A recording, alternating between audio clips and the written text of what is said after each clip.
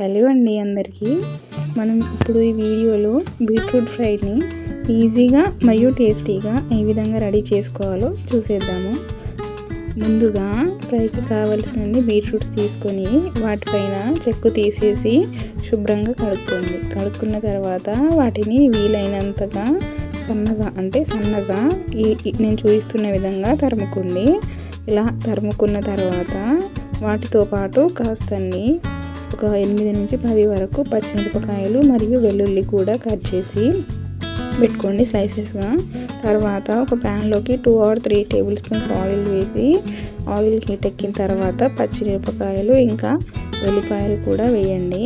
అవి వేగిన తర్వాత బీట్రూట్ని వేసి కలపండి.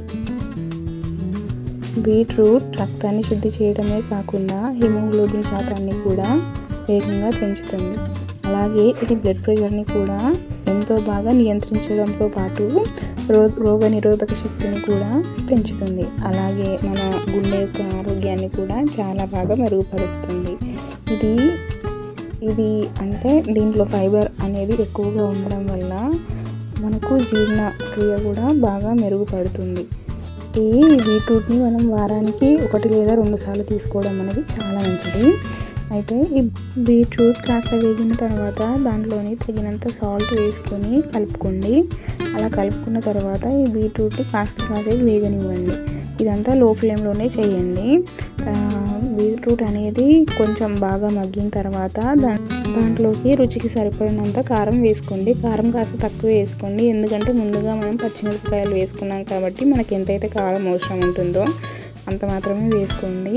కారంతో పాటు ధనియాల పొడి, కొబ్బరి పొడి కూడా వేసుకొని బాగా కలపండి. 2 to 3 minutes వరకు దానిపైన క్యాప్ ఏం పెట్టకుండా అది వేగనివ్వండి. బీట్రూట్ని కాస్త కలుపుతూ ఫ్రై చేసుకోండి, లేదంటే అది అడుగంటే అవకాశం ఉంటుంది. చూడండి, ఇప్పుడు మనకి బీట్రూట్ అయితే చక్కగా వేగిపోయింది. మనకి ఈ ఫ్రై కూడా చాలా పర్ఫెక్ట్గా వచ్చింది. చాలా ఈజీగా అండ్ సింపుల్గా చేసేసుకున్నాం కదా. మీకు కనుక ఈ వీడియో నచ్చితే ఒక లైక్ మాత్రం వేసేయండి. Thank you.